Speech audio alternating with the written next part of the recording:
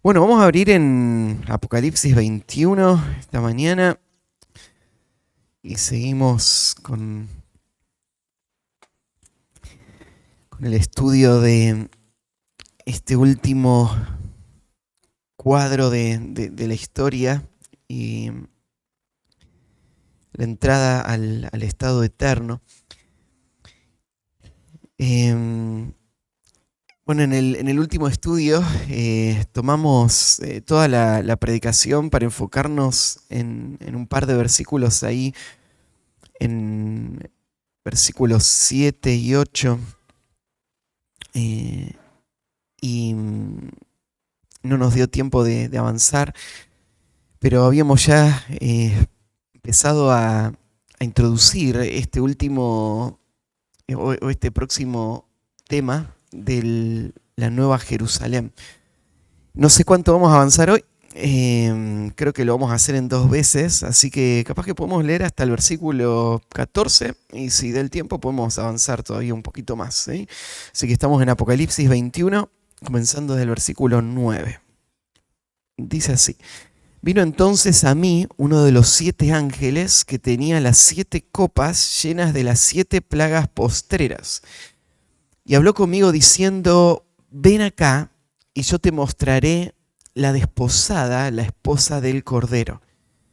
Y me llevó en el espíritu a un monte grande y alto, y me mostró la gran ciudad santa de Jerusalén, que descendía del cielo de Dios, teniendo la gloria de Dios. Y su fulgor era semejante al de una piedra preciosísima, como piedra de jaspe, diáfana como el cristal. Tenía un muro grande y alto con 12 puertas, y en las puertas 12 ángeles y nombres inscriptos, que son los nombres de las 12 tribus de los hijos de Israel. Al oriente 3 puertas, al norte 3 puertas, al sur 3 puertas, al occidente 3 puertas. Y el muro de la ciudad tenía 12 fundamentos, y sobre ellos los 12 nombres de los 12 apóstoles del Cordero. Bueno, vamos a parar ahí. La descripción de esta ciudad va a continuar hasta el 22:5, pero vamos viendo una parte a la vez, ¿sí? Eh, cuando arrancamos esta sección, tenemos que recordar que el, el libro nos ha estado llevando a través de todo un proceso. Arrancamos mirando las cosas que Juan vio en la isla cuando el Señor se le apareció, y Juan vio por primera vez a Jesús en su estado exaltado. Y Juan ve entonces a Cristo como no el que se humilla para venir a salvar, sino que lo ve como el Rey glorioso que viene a reinar. Y en ese primer capítulo veíamos a Jesús dando el mandato de escribir y ordenando todo el libro en 3 secciones. Vimos la primera parte es esa, la descripción de Cristo. Después una parte en donde Jesús iba a dar un mensaje a las iglesias. Y ahora Juan está escribiendo por mandato de Cristo todo lo que estaba por pasar, todo un cuadro de los eventos futuros.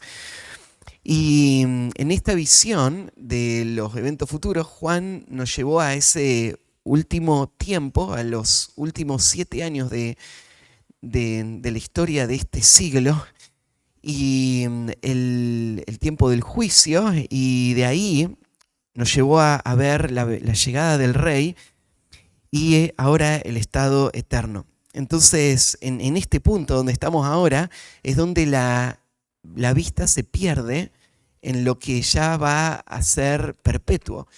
A partir de este punto ya no hay más revelación, no hay más detalles de los que tenemos en este pasaje de cómo va a ser el estado eterno.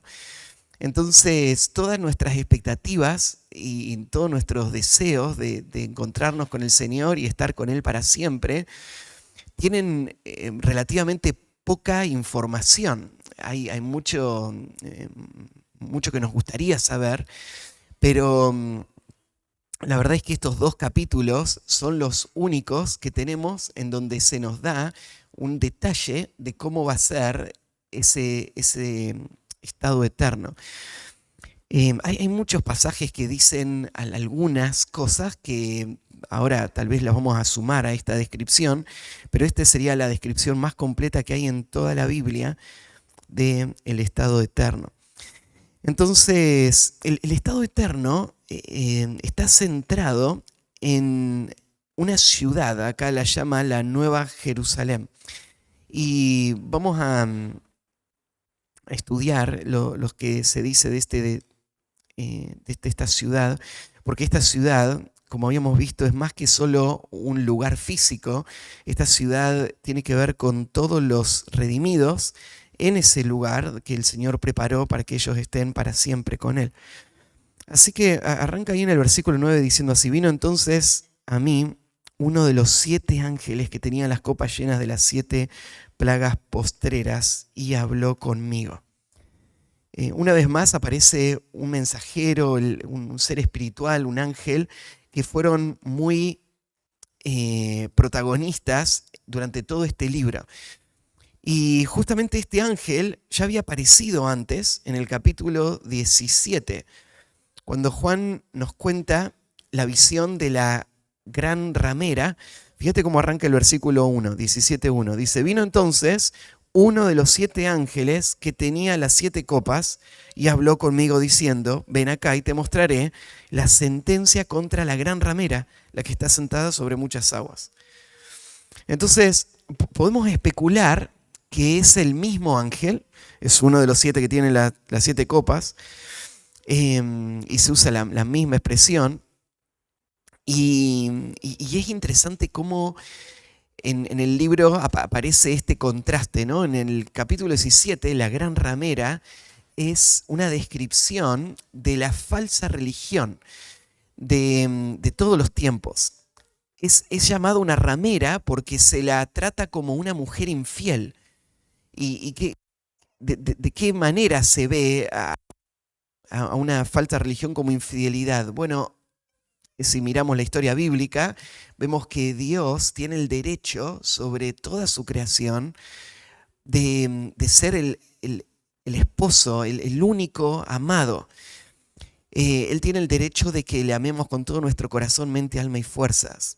Y desde Babilonia, lo que vos ves es el comienzo de la rebelión del mundo contra Dios, diciendo: nosotros no te vamos a amar, no te vamos a obedecer, nosotros vamos a tener nuestros propios ídolos y vamos a servir a nuestros propios deseos.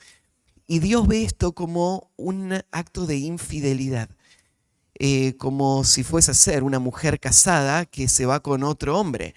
Así de aberrante es la imagen de alguien que le da su corazón a otros que no sea al Dios verdadero. Entonces la gran ramera, ahí en el capítulo 17 y 18, va a ser juzgada.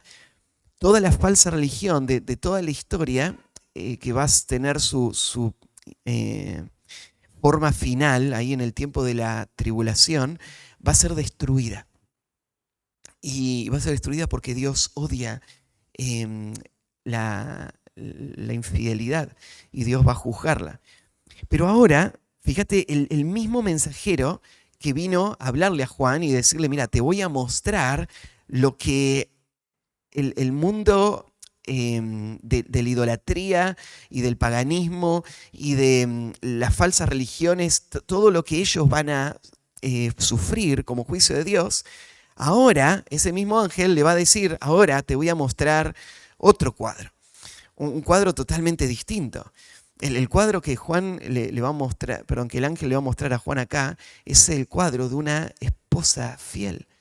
Es el cuadro de una esposa preparada para su marido y que está lista para unirse en una relación perpetua sin ningún otro marido, exclusivamente para disfrutar con su esposo para siempre.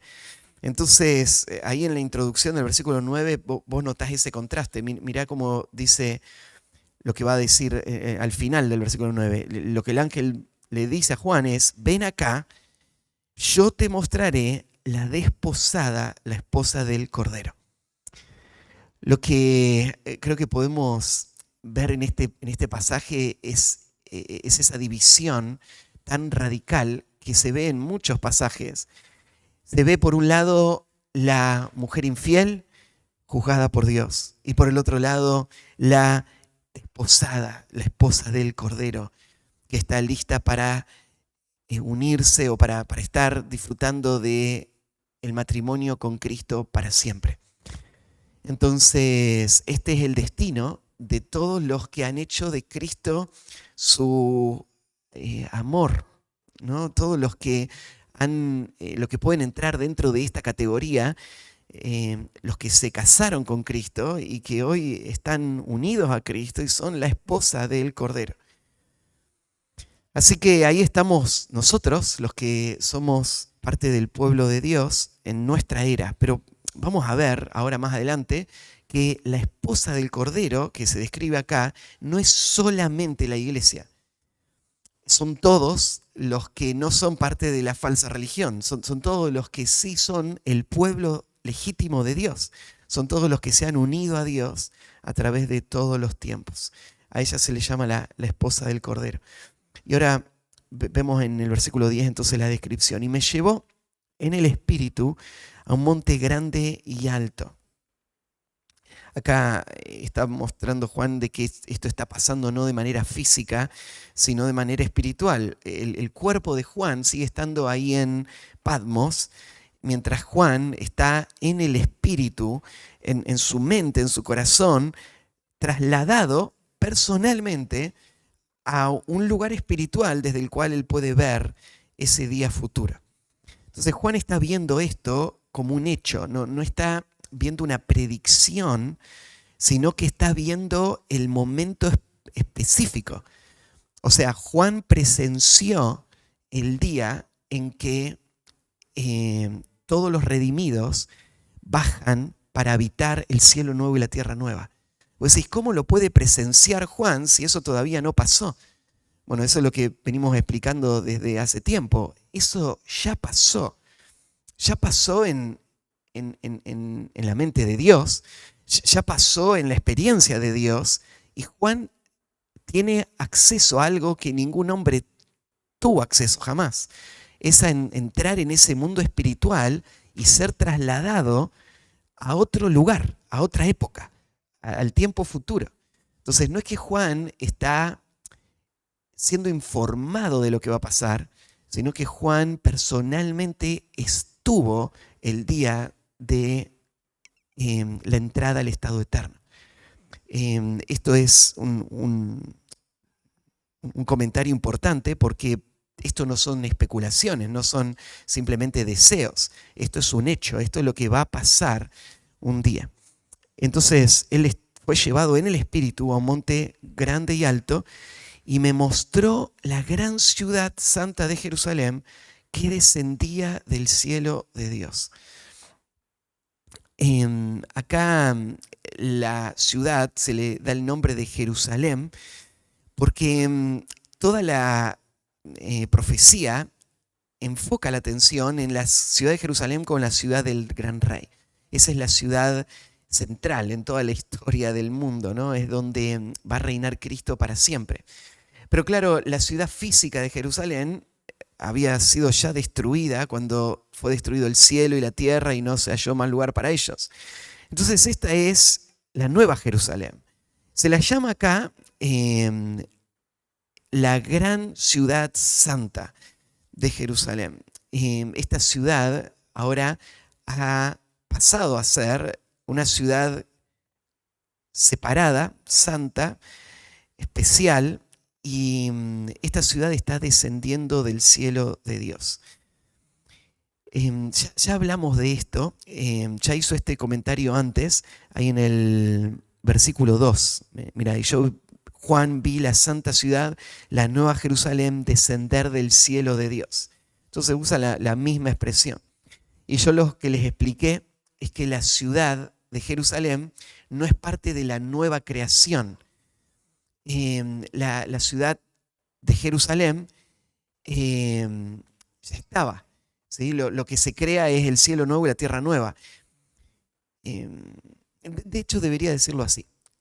La ciudad de Jerusalén sí es parte de una nueva creación, pero es una nueva creación que ya está en nuestro tiempo y que es como simultánea con la antigua creación. Todos los regenerados, todos los que ahora estamos en Cristo, ya somos parte de esa nueva Jerusalén. Y esa nueva Jerusalén ya fue diseñada para existir eternamente. La nueva naturaleza del creyente no va a ser transformada nuevamente. Vos ya estás preparado para tu estado eterno, excepto el cuerpo. El cuerpo es el vehículo con el cual vos vas a vivir tu estado eterno. Pero tu nueva naturaleza, tu regeneración ya te preparó para el estado eterno. Y vos sos parte de esa nueva Jerusalén. Entonces la nueva Jerusalén se está formando en este tiempo. Va a terminar de formarse cuando llegue el fin de los tiempos y llegue ese último juicio. Y esa nueva Jerusalén que va a ser preparada ya para el estado eterno, ahora va a descender, va a bajar a ese cielo nuevo y tierra nueva, como dice ahí en el versículo 10. Y bueno, ahí va a describirla, ¿sí? Vamos a ver entonces, en primer lugar, el fulgor de esta ciudad, el brillo de esta ciudad. Versículo 11 dice así, que va a descender teniendo, lo primero, la gloria de Dios.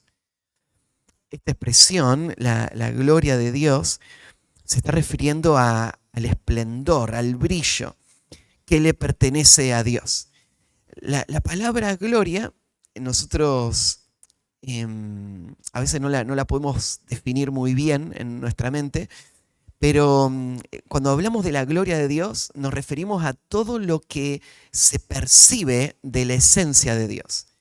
Todo lo que Dios es reflejado a través de sus actos a toda la creación. Y cada expresión de Dios que nosotros vemos, nosotros lo llamamos la gloria de Dios. Todo lo que sabemos de Dios, todos los actos de Dios, reflejan lo que Dios es, muestran su gloria. Entonces, en un sentido espiritual, la gloria de Dios es como el brillo de un astro, ¿no? El sol es gas, pero la luz que emana del sol, nosotros la relacionamos con el sol. Nosotros miramos la luz y decimos, eso es el sol. De la misma manera, la esencia de Dios es invisible, pero sus actos reflejan su esencia, y lo que nosotros vemos es gloria. Vemos la gloria de Dios, vemos la luz que sale de Dios. Entonces, fíjate acá, la gloria de Dios, o sea, todo lo que Dios es y que Él refleja, ahora es trasladado a el pueblo de Dios. El pueblo de Dios brilla con la misma gloria con la que Dios brilla. Ahora, eso es algo inimaginable para nosotros, ¿no? El que Dios haya planeado no solamente incluirnos en su ciudad, sino darnos parte de su naturaleza, darnos parte de lo que Él es y dejar que nosotros brillemos con la misma luz que Él brilla. Creo que algo parecido podemos pensar ahí en Efesios capítulo 3, cuando Pablo hace esa oración por la iglesia en Éfeso, que termina con este pedido, que sean llenos de toda la plenitud de la deidad. Dios, lo que Pablo está orando es que cada creyente ahí en Éfeso llegue a reflejar todo lo que una criatura sería capaz de reflejar de Dios mismo. Nosotros nunca vamos a ser Dios. Nosotros somos criaturas. Los atributos incomunicables de Dios son exclusivos de Él. Pero Dios ha comunicado atributos a sus criaturas y en su pueblo Dios los ha comunicado al máximo grado que una criatura jamás podría experimentar. Y por eso Pablo ora esto sabiendo que esto va a pasar. Un día el pueblo de Dios va a estar lleno de toda la plenitud de la deidad. No es que él va a ser Dios, sino que la gloria de Dios se va a reflejar en él de la forma más gloriosa posible. Y de esto se está hablando acá, ¿no es cierto? La ciudad, santa ciudad, está descendiendo y tiene la gloria de Dios.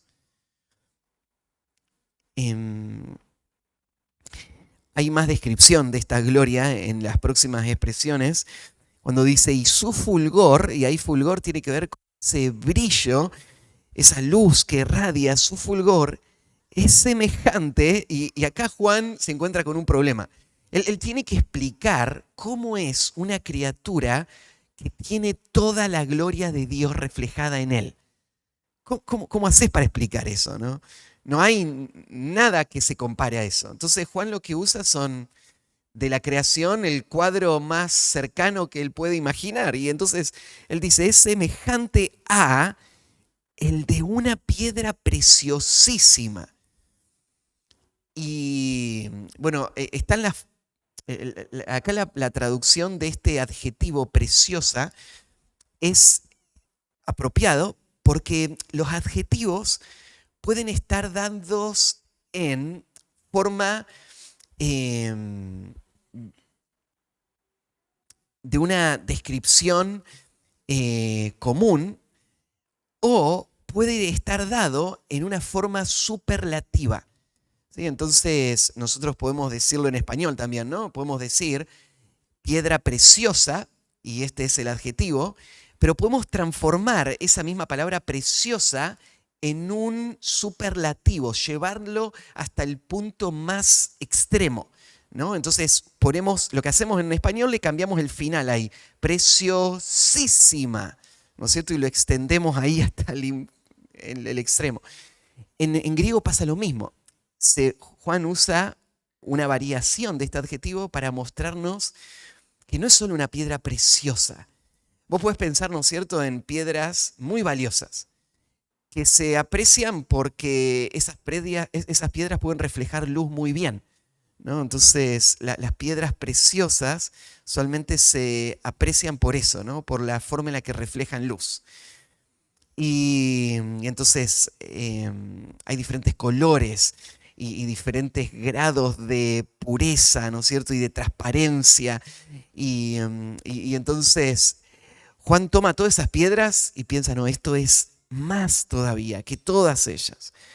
Entonces le pone ese superlativo. El fulgor es semejante al de una piedra preciosísima, como piedra de jaspe. Él va a usar una lista más adelante de la descripción de la nueva ciudad y va a señalar muchas piedras. Jaspe es una, ¿no es cierto? Y ahora él elige esta. Y diáfana, o sea, transparente como el cristal. Bueno, lo que podemos tomar de esto es que Juan está tratando de hacerte pensar en tu futuro, en el destino que te espera. Hoy tu vida no se parece a esto, ¿no? Hoy tu vida está todavía llena de manchas, todavía vestidos sucios, ¿no es cierto?, que tienen que ser sacados y tu mente tiene que seguir siendo renovada y bueno, tu vida está mezclada todavía con muchas cosas que un día van a desaparecer. Y bueno, esta es la esperanza del pueblo de Dios, ¿no? Esa transformación final y ese estado eterno en donde ya no va a haber nada de esto que hoy te limita. Aún esto, nosotros estamos en 1 Corintios estuvimos estudiando el tema del cuerpo, ¿no? Y de cómo el Señor prepara ese cuerpo. Y ahí se acuerdan que en un momento decía, una es la gloria del terrenal y otra es la gloria del celestial. Y sí, aún el cuerpo futuro está preparado para que se refleje la gloria de Dios, ¿no? El brillo de Dios. Entonces Juan está viendo un cuerpo y una vida humana llevada, ¿no es cierto?, hasta ese punto extremo, preciosísimo, el fulgor. Bueno, vimos entonces el fulgor de la ciudad. Segundo lugar, vamos a ver el muro de la ciudad. Y dice, tenía un muro grande y alto con 12 puertas. Ahora, si vos pensás, la función que tenían los muros en el mundo antiguo era proteger, ¿no?, de enemigos. No sé si vos viajaste a algún lugar donde la vida era mucho más tranquila de la que vivimos acá, ¿no? Te fuiste a un pueblito de campo y te llamó la atención a primera vista que las casas no tienen paredes altísimas, rejas altísimas, cercos eléctricos, que las casas están ahí, ¿no?, en el medio del patio y que están las bicicletas afuera. Entonces vos decís, este pueblo es muy seguro porque no hay rejas. Ahora, sí, yo crecí en un pueblo así, ¿no? Y es muy seguro hasta que empieza a venir gente de otros pueblos o empieza alguien a darse cuenta que está demasiado fácil, ¿no? Entonces, nosotros, por ejemplo, cuando era chico, nos veníamos a Buenos Aires a veces el fin de semana con mi familia y dejábamos todas las cosas como estaban, ¿no? La puerta de mi casa, la puerta de frente, vivía sin llave. Nunca cuando íbamos a dormir cerraba la puerta con llave, ¿no? Hasta el día de hoy, gracias a Dios que mi puerta no tiene picaporte del lado de afuera, ¿no? Porque si no, quedaría sin llave la mitad de los días, porque no lo incorporé nunca en mi cabeza.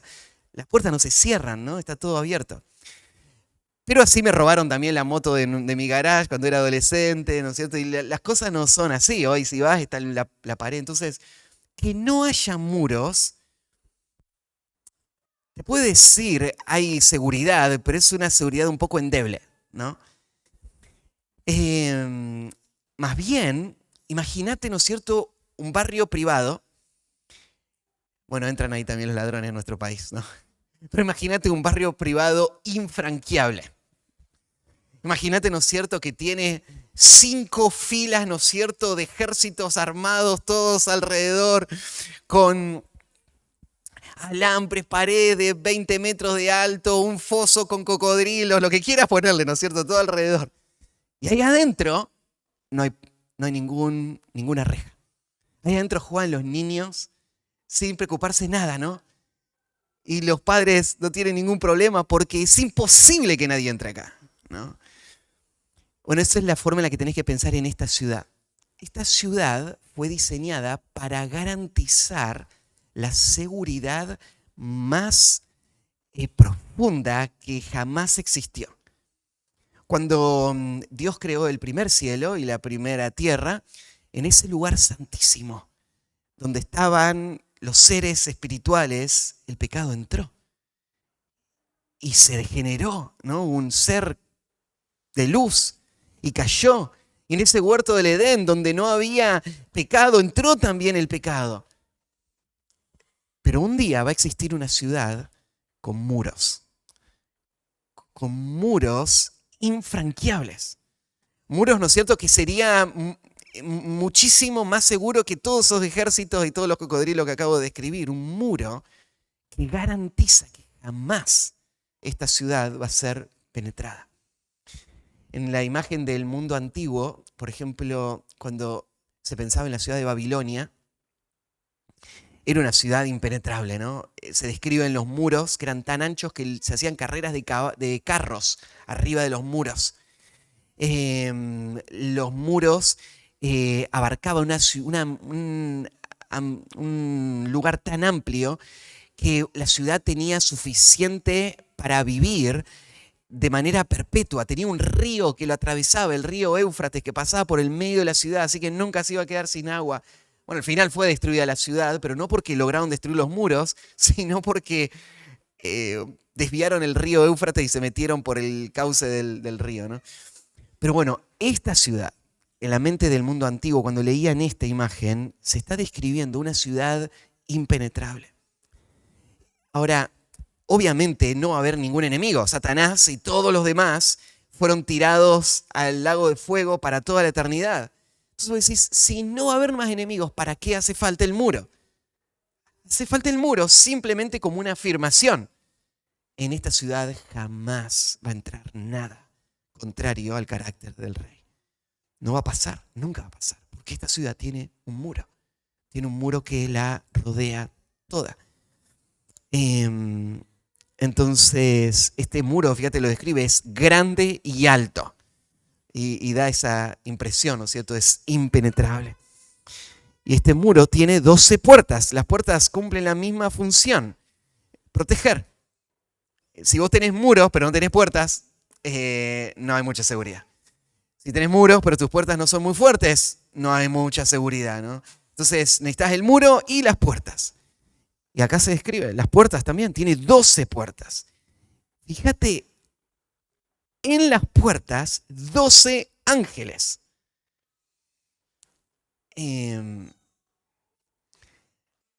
No sé si viste alguna película, ¿no es cierto?, ahí de los Avengers.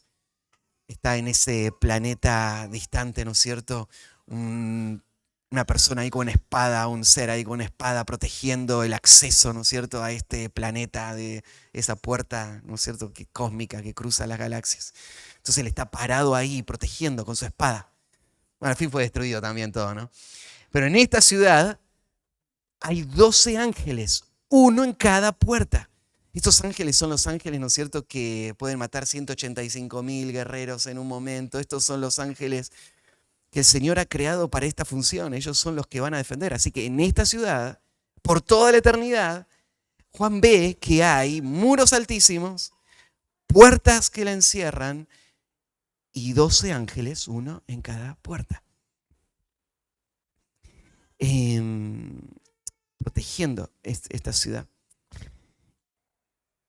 Y cumple la misma función. Y el nombres inscriptos. En esta ciudad hay características que vinculan esta ciudad con el plan de redención de Dios. Y parte de esto son los nombres que van a estar inscriptos. Esta era una práctica común en el mundo antiguo de inscribir en lugares públicos nombres.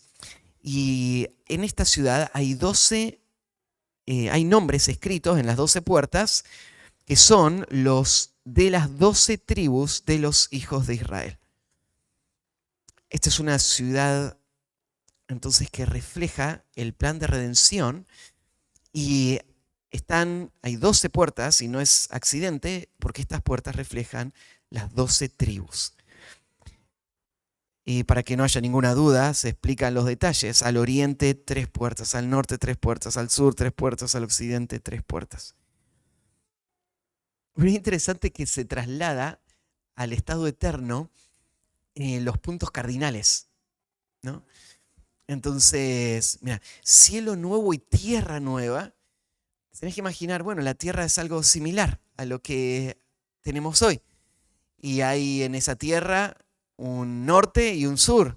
Y hay un este y un oeste. No sé cómo van a ser los climas. No sé si en el norte va a haber frío, ¿no es cierto?, como el polo norte o el sur o lo sur. Pero están los 4 puntos cardinales y la ciudad está orientada perfectamente en esas 4 direcciones y marca la forma en la que toda la tierra funciona a la luz de esa ciudad y tiene entonces 3 puertas de cada lado.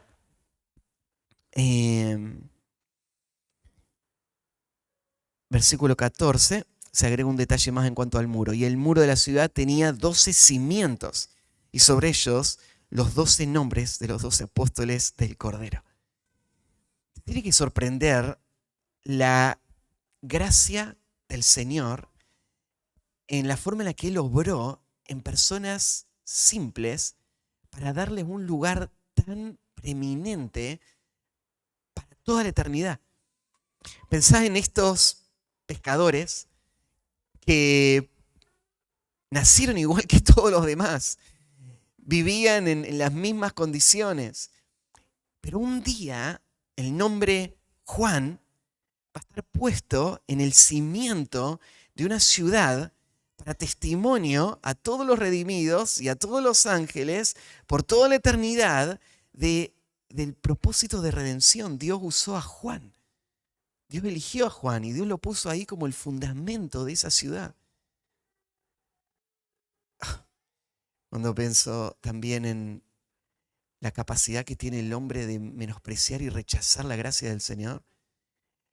Hay un hombre que fue elegido por el Señor y que amó más 30 piezas de plata que la gracia de habitar esa ciudad y de ser honrado por el Señor, como un hombre elegido por Cristo.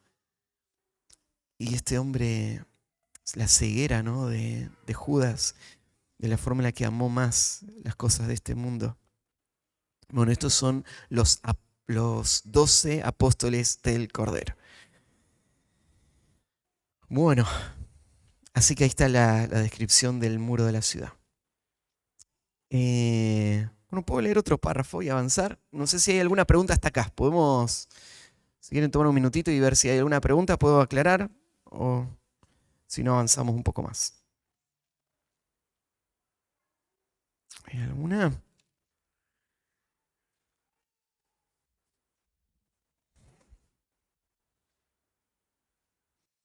¿Algo para aportar? ¿Algo que les llamó la atención? ¿Algo que no habían pensado antes? ¿Algo que gustaría un poquito más de explicación? Sí.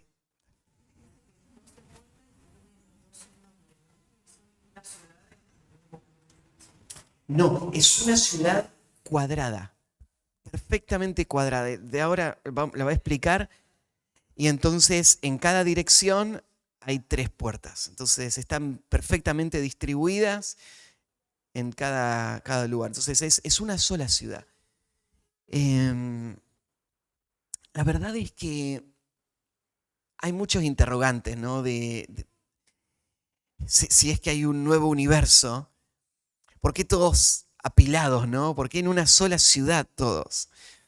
Yo lo que pienso es esta ciudad como una sede, como una ciudad capital. Probablemente la distribución del estado eterno sea mucho más amplia que los límites de esta ciudad. De hecho, en el mundo antiguo, por ejemplo, vos tenías una ciudad que tenía el perímetro con las murallas, pero la ciudad abarcaba mucho más que ese perímetro. La ciudad se extendía como el Gran Buenos Aires, ¿no es cierto? Que no es solamente la General Paz, sino que está extendida con gente que está viviendo dispersa por muchísimos lugares. Pero acá está el casco, acá está la sede. Entonces, en esta ciudad entrarían todos, porque es una ciudad, ahora vamos a ver, enorme, donde entrarían miles de millones de personas. Y tiene muchísima altura también, entonces podemos imaginar, tal vez hay niveles en la ciudad, pero no creo que la vida por la eternidad se limite a los muros que contienen esa ciudad. Esa ciudad es solo un reflejo de la gloria de Dios, de la santa ciudad, de la sede de su trono y del gobierno de Cristo.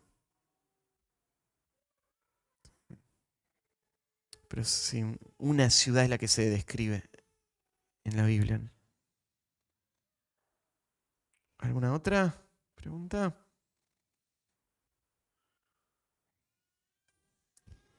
Bueno, seguimos. Leamos ahí unos versículos más entonces. Dice el versículo 15. El que hablaba conmigo tenía una caña de medir de oro para medir la ciudad, sus puertas y su muro. La ciudad se halla establecida en cuadro y su longitud es igual a su anchura. Y él midió la ciudad con la caña, 12.000 estadios. La longitud, la altura y la anchura de ella son iguales. Y midió su muro 144 codos de medida de hombre, la cual es de ángel. El material de su muro era de jaspe, pero la ciudad era de oro puro, semejante al vidrio limpio. Y los cimientos del muro de la ciudad estaban adornados con toda piedra preciosa. El primer cimiento era jaspe, el segundo zafiro, el tercero ágata, el cuarto esmeralda, el quinto ónice, el sexto cornalina, el séptimo crisólito, el octavo berilo, el noveno topacio, el décimo crisópraso. Sí, no sé cómo se lee esa palabra, pero no es esdrújula, porque no tiene acento. Crisopraso debe ser. El undécimo jacinto, el duodécimo amatista. Las 12 puertas eran 12 perlas, cada una de las perlas de las puertas era una perla, y la calle de la ciudad era de oro puro, transparente como vidrio. Bueno, acá entonces hay una descripción más de la ciudad. Arranca ahora viendo entonces la medida de la ciudad. Y Juan es muy específico acá porque, de nuevo, estos son algunos de los pocos pasajes que tenemos para entender el estado eterno, y esta va a ser tu ciudad, este es el lugar de tu habitación, este es lo que ningún otro hombre jamás vio más que Juan. Entonces se le da una caña de medir. La palabra caña ahí hace referencia a la medida o el sistema de medida de ese tiempo. Antes no se usaba el concepto de metro como hoy. En nuestra cultura se usaba la caña como una medida estándar y oficial. Entonces sería algo similar como para decir metro, ¿no? Y la caña era de oro, o sea, era algo que no puede ser alterado, no se estira, no se encoge, no se corta, es esa, ¿no? O sea, lo que dice acá es la medida exacta de la ciudad, porque se usa una caña de oro para medirlo, ¿no? Y se va a medir la ciudad, sus puertas y su muro. Entonces el tamaño total, las dimensiones del muro y las puertas. Así que la ciudad primero se hallaba establecida en cuadro, o sea, es un cuadrado perfecto. Es la misma la anchura, la longitud, y después va a agregar la altura, son iguales. Entonces es un cubo, primero dice un cuadro y después, ¿entendés? Es un cubo perfecto. Y este cubo lo dice en medida de aquella época, y aunque puede tener una pequeña variación, la medida es bastante específica. Se le da 12.000 estadios. Un estadio era el lugar donde se hacían esas competiciones del mundo romano. Entonces, 12.000 estadios es un tamaño bien grande ya de primera vista, ¿no? Yo me acuerdo cuando busqué esa medida, no recuerdo las fuentes que usé, pero la medida a la que llegué fueron 2.206 kilómetros. 2.206 kilómetros, sí, de largo. 2.200 kilómetros sería, para que pensemos más o menos en línea recta, sería acá Tierra del Fuego, más o menos, ¿sí? Como si fuese a ser una ciudad, una sola ciudad que va desde acá hasta Tierra del Fuego y es cuadrada, o sea, es de la misma dimensión para todos lados y es un cubo, o sea, esa misma altura tiene. Entonces, si vos pensás un edificio de, no sé, 80 pisos, un rascacielos, ¿cuánto mide de alto? No sé, ¿qué serán? ¿4 metros por piso? No sé cuánto podríamos calcular, ¿no? Pero si le pones 4 metros por piso, 80, tenés 32, 320 metros, no, suena demasiado, ¿no? Bueno, puede ser. 120 metros no es nada. Imagínate 2.200 kilómetros para arriba. O sea, es algo imposible de imaginar. Esta ciudad no es solo chata, esta ciudad es algo masivo. La dimensión de esta ciudad está dada para hacernos el cuadro de cómo todas las cosas que conocemos hasta ahora no se comparan con lo que Dios ha preparado para nosotros. La belleza de ese lugar, las características de ese lugar. Entonces vos estás pensando en esta vida y a vos te afanan cosas que son demasiado insignificantes comparados con las glorias que en nosotros han de manifestarse cuando el Señor venga, ¿no? Todas las cosas que este mundo tiene para ofrecer, por más glorioso que sea, no se compara con lo que el Señor preparó. Así que bueno, esa es la ciudad que se describe. Después se va a describir el material, y ya con eso creo que vamos a terminar. Fíjate, el material del muro, de nuevo, dice, es de jaspe. Bueno, en el mundo antiguo se hacía los muros usualmente con un terraplén de tierra y con eso se protegía la primera parte y sobre ese terraplén se ponía la última capa que serían piedras tal vez traídas de canteras bien duras para que no las puedan romper, pero estas piedras, todo el muro de base hasta arriba está hecho de una piedra preciosa. Las piedras preciosas, por descripción, son durísimas.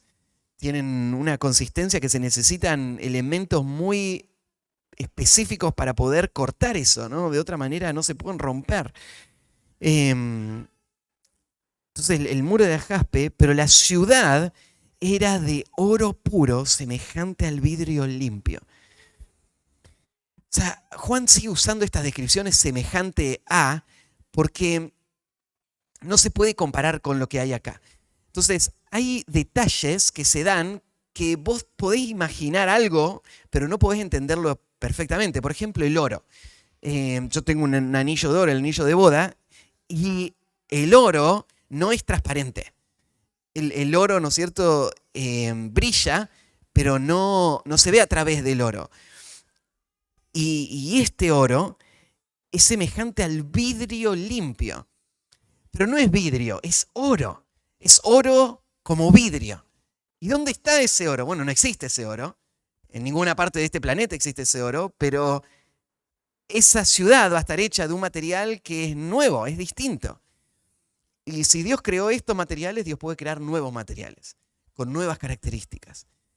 Así que no sé si viste en algún momento alguna descripción o algún cuadro que intenta reflejar cómo es la gloria de esa ciudad futura, pero no sé, en el dibujito de El progreso del peregrino se lo ve entrar, ¿no es cierto?, corriendo a Cristiano y ahí verse, y bueno, se trata de reflejar, ¿no?, una ciudad toda amarilla.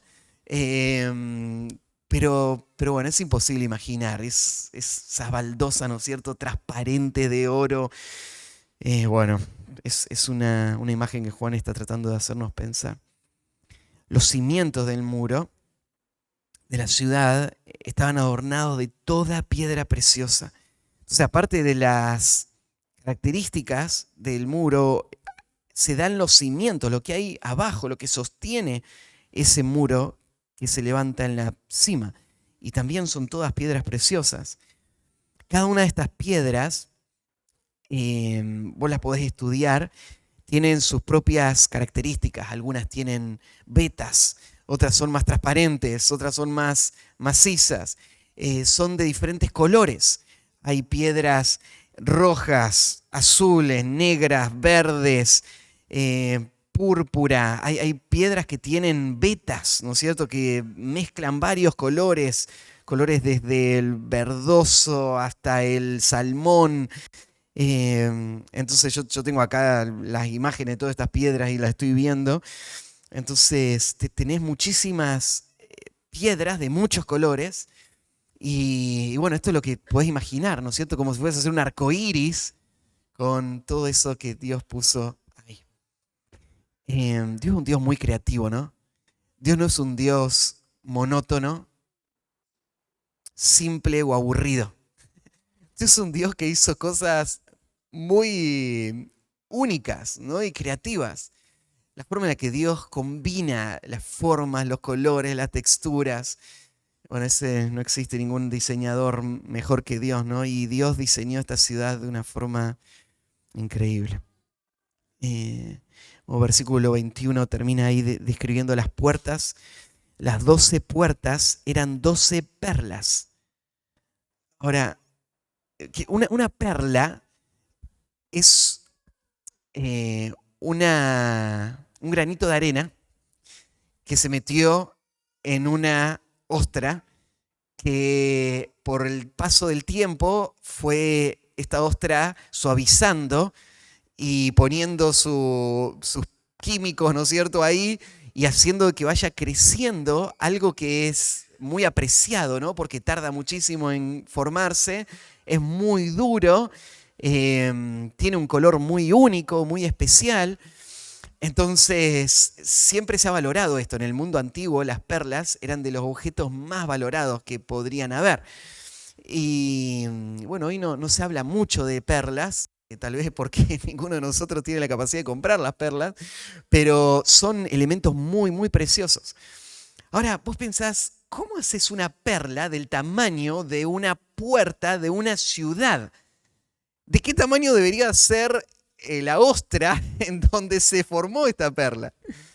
Bueno, así como Dios pudo crear peces que se los comieron sin que nunca hayan nadado cuando alimentó a los 5000, Dios puede crear perlas verdaderas que nunca estuvieron adentro de de ninguna ostra, ¿no? Entonces, es una perla, ¿no? Acá lo llama, fíjate que en este caso, Juan no dice es como una perla, él dice son perlas. Así que hay que tomarlo como lo que dice, ¿no? 12 perlas en cada puerta de la ciudad. Eh, cada una de las puertas era una perla. Entonces, eh, bueno, la calle, lo último que se describe, la calle de la ciudad era de oro puro, transparente como vidrio. No es que la ciudad tiene una sola calle, pero en el mundo antiguo, las ciudades capitales o las ciudades importantes tenían una calle que era la calle principal, en donde se hacían las procesiones especiales, las entradas triunfales. Entonces, usualmente en las puertas de esa calle especial había decoraciones especiales y al costado de esa calle los edificios no eran edificios comunes, se pensaba, ¿no es cierto?, en todas las decoraciones. Entonces me estoy acordando de la puerta de Ishtar en la calle central de la ciudad de Babilonia, que hoy se está exhibiendo en el Museo Británico porque se la excavó, se la desarmó toda y se la trasladó ladrillo por ladrillo hasta Inglaterra, y ahí en el Museo Británico reconstruyeron esa entrada de color azul con diseños de leones de oro o de color dorado, y esa era la entrada a la calle principal. Esa es la puerta, por ejemplo, si vos un día irías al Museo Británico y verías esa puerta, vos estarías viendo la misma puerta que vio Daniel, por ejemplo, cuando él entró cautivo ahí a Babilonia y lo llevaron ahí. Esas mismas piedras que están ahí, que vio él, vos las estarías viendo ahí en el museo. Eso es lo apasionante de la arqueología, ¿no? De poder conectar con el mundo antiguo. Bueno, por esa puerta pasaban todas esas procesiones y toda esa gente. Y bueno, la ciudad celestial tiene una calle que es la calle principal, es la calle, ¿no es cierto?, donde eh, se da el centro de atención de esta ciudad. Y bueno, ahí se la describe a esta. La calle de la ciudad era de oro puro, transparente como vidrio. Lo mismo que se dijo antes es la confección de esa calle. Entonces, todo eso hace ver en nuestros logros y sabiduría y capacidad y nuestros bienes como algo totalmente insignificante comparado con lo que el Señor ha hecho, ¿no? Y todo esto es un regalo de gracia. Todos los que un día van a habitar esa ciudad, los que de otra manera mereceríamos la condenación, el Señor ha preparado cosas inimaginables. Bueno, ¿alguna pregunta que quedó de esta última parte o de lo que sea?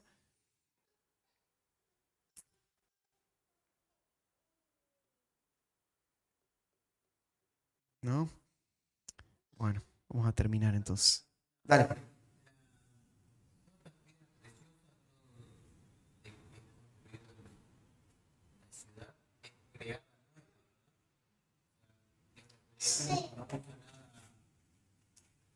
Sí, creo que sí, porque Pedro dice que los elementos ardiendo van a ser desechos. Y eso incluye todo lo que hay en este mundo y las piedras preciosas también, todo se va a destruir. Entonces lo que hay ahí, esa nueva ciudad, es algo nuevo. Esto es parte de lo que Jesús le dijo a sus discípulos cuando les dijo, voy pues a preparar lugar para vosotros. En la casa de mi padre muchas moradas hay. Él está hablando de el lugar de la habitación eterna de su pueblo. O sea, es esta ciudad. Entonces, cuando Cristo está preparando lugar, entiendo, él es el que va a crear todas estas piedras, todos estos elementos son obra de Cristo mismo. Y bueno, tiene sentido también en el cuadro de la boda, porque esto es lo que hacían los esposos, ¿no? Preparaban el lugar y después venían a buscar a la esposa y la llevaban a ese lugar que él había preparado. Entonces, Cristo mismo, que fue el creador de esta creación, él está preparando ese lugar en la nueva Jerusalén y después en el cielo nuevo y la tierra nueva. Me acuerdo de alguien decir, si Dios creó este mundo tan precioso en 6 días, imagínate lo que está creando Cristo en más de 2000 años que ya está preparando el lugar. Ahora, creo que esa imagen no es tan apropiada porque Dios no es que tarda 6 días en crear todo esto, lo podría haber creado en un solo día, ¿no es cierto? Y todo eso Él lo podría crear en un instante. Entonces no es que tarda tanto en hacerlo, pero sí este es el cuadro que creo que podemos hacernos. Cristo preparando la ciudad y es una nueva creación que Él está haciendo.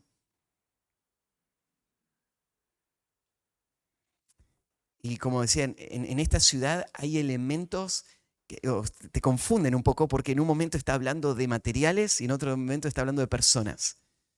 Y bueno, creo que hay una identidad que está muy unida entre la ciudad y los habitantes de la ciudad. Y, y bueno, no sé cómo separar eso. Sé que el Señor hoy está construyendo una ciudad espiritual y viva, con piedras vivas, que es su iglesia, y Él está también preparando una ciudad física donde va a estar su iglesia para siempre. Sí, sí. ¿Cómo pensás que Juan vivió todo esto en el tiempo que estaba viviendo esto? Y yo con su pensamiento de como Pedro dijo, hagamos una remada acá, ¿no? Claro. Sí. O sea, después de estar ahí, de repente vuelve y está de nuevo en Patmos, ¿no es cierto? Eh, no sé cómo luchó en su corazón con eso, pero no tengo ninguna duda de que él prefería estar con Cristo, lo cual es muchísimo mejor, ¿no? Él prefería estar en ese estado eterno que estar en Patmos. Y lo que Pablo pensó para luchar contra ese deseo es, estar acá es más necesario por ustedes, ¿no? Entonces, Dios tiene un propósito para este tiempo. Es verdad que aquello viene, pero no tengo que dejar que la ilusión por lo que viene me quite el ser fiel hoy, porque ser fiel hoy es lo que me prepara para lo que viene. Entonces yo no puedo ser un creyente que está solamente volando en la estratosfera, ¿no es cierto?, imaginando el estado eterno. Necesito saber del estado eterno, pero que eso me motive para ser más fiel hoy y darlo todo en lo poco que queda antes de entrar a ese estado eterno, ¿no? Entonces, imagino que tal vez Juana habría luchado de una forma similar, como Pablo. El pensar, bueno, no sé cuánto queda, pero quiero terminar bien mi carrera. Quiero ganar todo lo que el Señor tenía preparado para mí. Y por lo que sabemos, después que Juan salió de Patmos, él vivió todavía varios años más en Éfeso y sirviendo a las iglesias de Asia Menor, hasta ser muy ancianito. Entonces, no es que él se fue a una cueva, ¿no es cierto?, a seguir meditando. Él se puso a servir.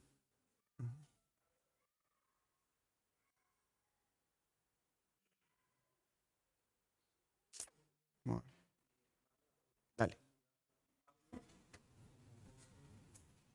Pablo no tiene ningún lugar en la ciudad, ¿sí?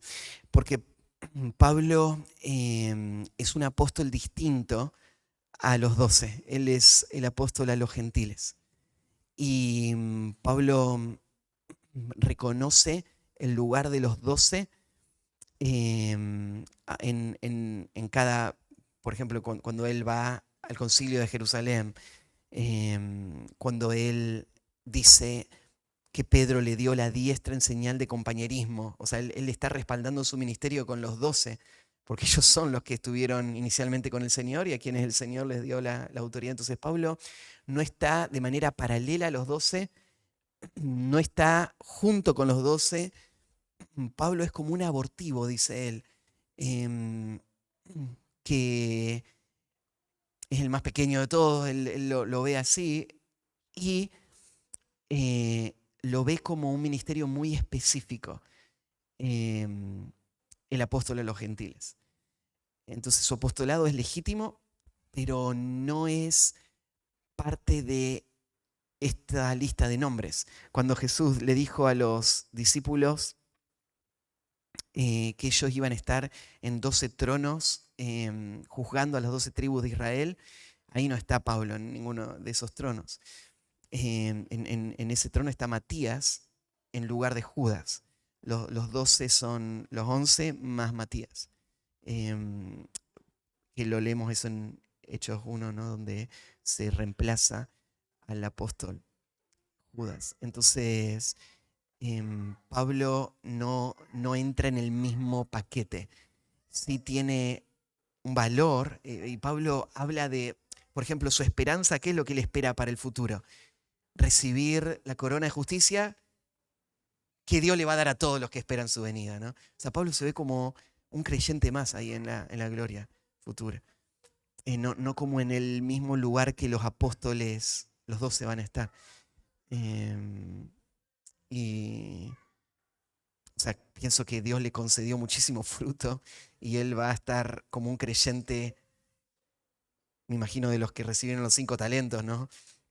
Con todo lo que Dios les dio, el fruto que tuvo su ministerio, pero no como uno de los 12 apóstoles.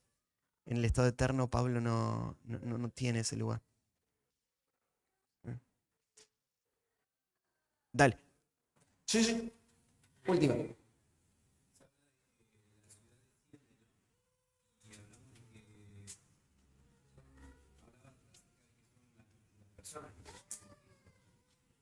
Eh, También se dice que la iglesia está reinando con Cristo en la tierra.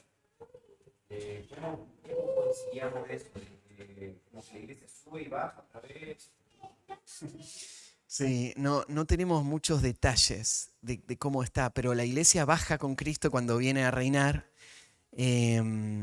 Y lo que mi profesor me dijo, no recuerdo los detalles de su argumento, pero es los creyentes están yendo y viniendo del lugar celestial al reino terrenal, y la venida de esta ciudad a la tierra es la mudanza definitiva, por decirlo así. Es como ya no se habla más de los creyentes viviendo en el cielo, sino que ahora están en la tierra, en una ciudad que descendió y que está ahí. Entonces, no sé si hay versículos que nos expliquen con más detalle, pero, pero sí, en el reino vamos a estar acá presentes y participando. Pero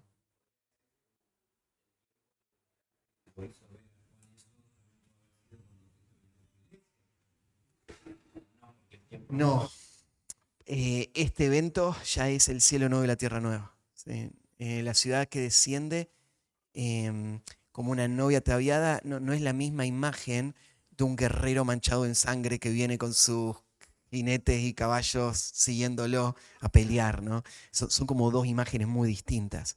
Entonces no es el mismo evento. El descenso de la ciudad no es la venida con Cristo al reino milenial, sino que es la llegada para el estado eterno.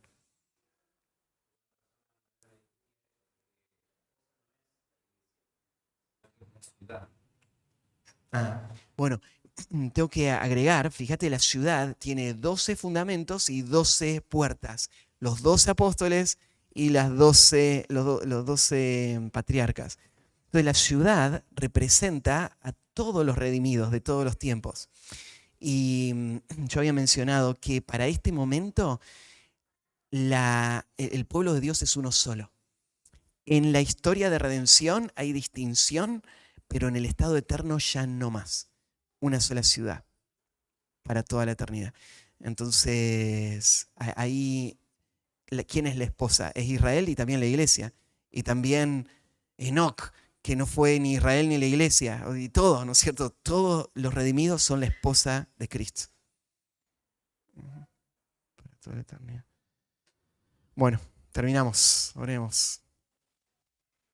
Padre, gracias por la oportunidad que tenemos de escudriñar tu palabra y de admirar tu sabiduría y ver tu gracia también en todo lo que tú has planeado para tu pueblo. Gracias, Señor, por darnos un cuadro tan claro de lo que nos espera, para que podamos poner nuestra mirada allá y mirar lo celestial y no lo terrenal.